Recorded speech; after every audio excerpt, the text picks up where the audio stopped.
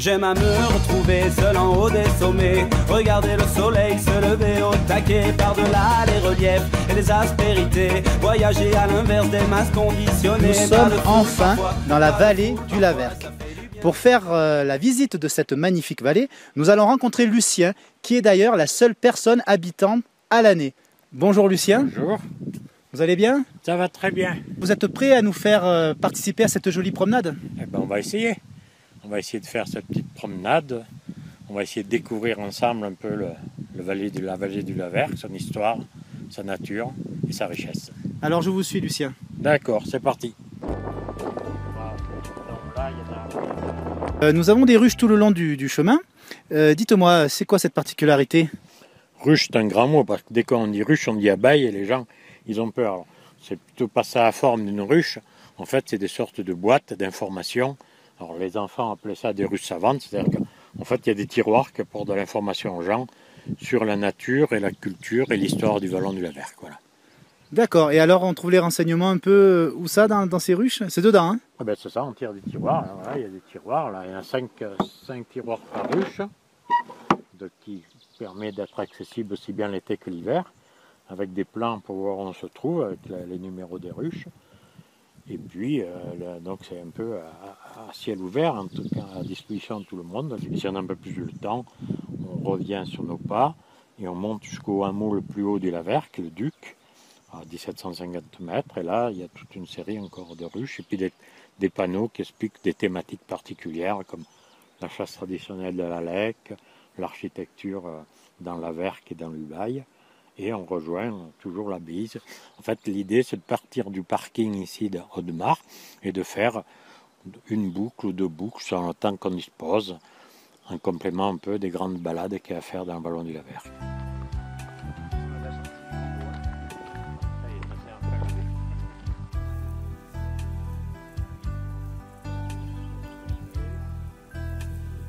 Donc, avec toutes les plantes des zones humides, la menthe poivrée, l'orchidée là-bas, les trolls, hein, les sols bien sûr, qui sont les espèces des zones humides. Hein. Et la thématique de la ruche va porter sur l'utilisation de l'eau, les besoins d'eau des populations, et à la fois les canaux d'arrosage, les moulins, les scieries. On a fait un bassin pour les troupeaux quand ils sont à l'automne pour qu'ils puissent venir boire.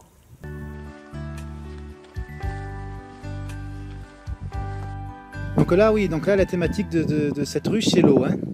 L'eau et les espèces liées aux zones humides. Et puis comme on est tout près de... Ça, ce sont des clapiers qui ont été faits par l'homme. C'est-à-dire quand les gens ici cultivaient, ils enlevaient les pierres et ils en faisaient des sortes de clapiers. Donc après, une thématique, ce sera ces tas de pierres qui sont en fait construits par l'homme. Et puis derrière, les petites terrasses. Dedans, il y a de jolies photos, plein d'explications.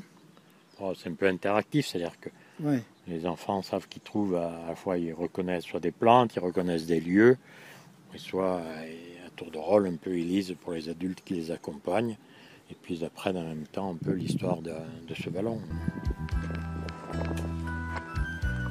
Donc en refaisant le chemin, on a retrouvé cette pierre qui est percée, c'est pas percé naturellement bien sûr.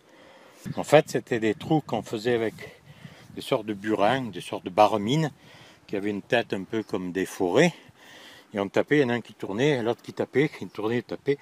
Il fallait peut-être une journée pour faire un trou comme ça, puis après il remplissait de poudre, Ouais. il faisait péter. Alors Lucien, vous voulez que je fasse quoi avec cette... Et ben, vous allez vous la sentir, la goûter éventuellement. L'odeur me dit quelque chose. L'odeur dit quelque chose, c'est bien. Alors je la prends. Goûtez-la. Je la goûte? Oui, goûtez, goûtez. Il fait la grimace, hein. Il fait la grimace.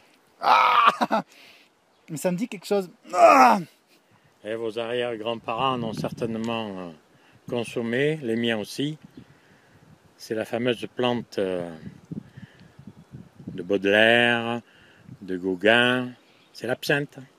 D'accord. C'est l'absinthe. D'accord. Donc aujourd'hui, on arrive à extraire, ça ressort en liqueur, en apéritif, en liqueur, parce qu'on extrait la substance toxique qui rendait fou Van Gogh, Baudelaire, Verlaine, tous ceux qui Je vais pas devenir fou là avec ce que j'ai. Ah ben non, à des petites doses, à des petites doses.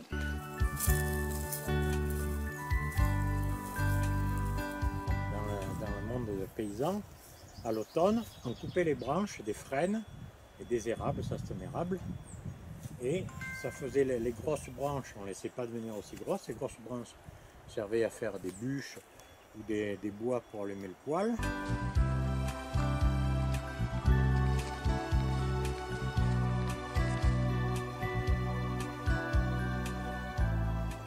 Voilà, 130 espèces de papillons de jour ont été dénombrées dans cette vallée, soit la moitié des espèces de France métropolitaine.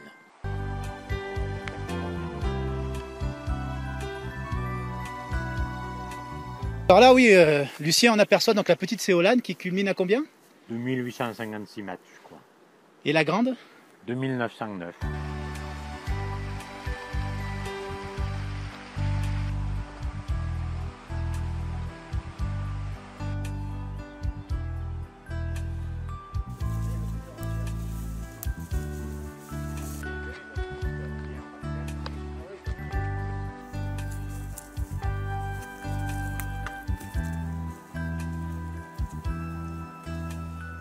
Alors Lucien, parlez-nous un peu de cette église.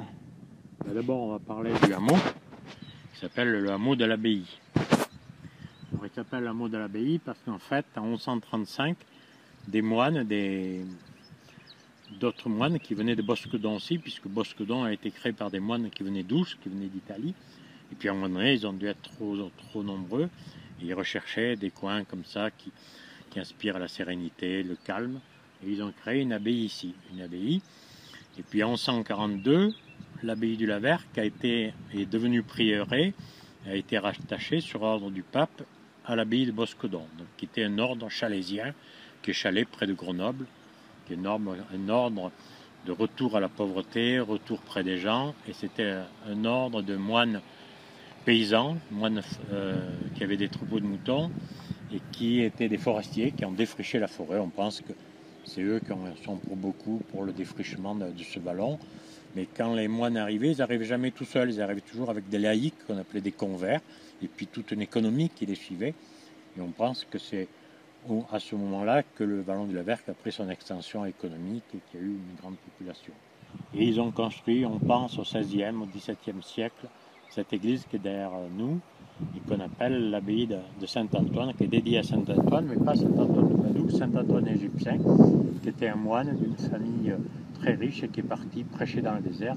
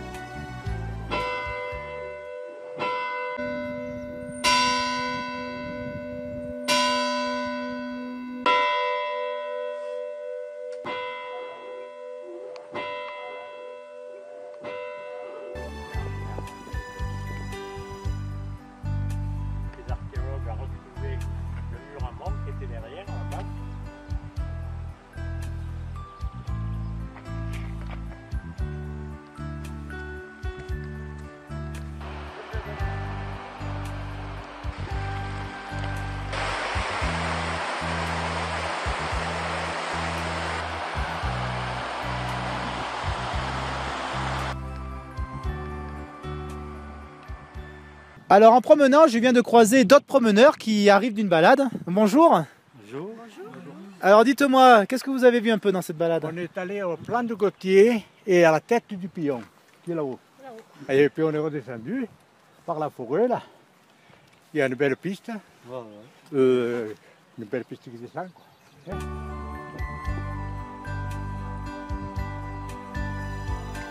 Pour la dernière ruche, Lucien nous a montré qu'il y a un petit tiroir.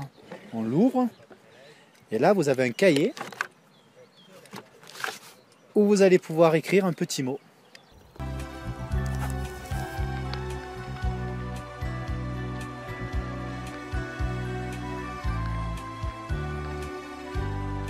Eh bien Lucien, je vous remercie pour cette très jolie balade. C'était très instructif et passionnant. J'espère que ça va donner envie à d'autres personnes de venir. En tout cas, ça vaut le coup d'œil. Lucien, merci beaucoup. Merci. Et puis à une prochaine. Voilà, cette fois avec la famille. Pas de problème, voilà. On viendra.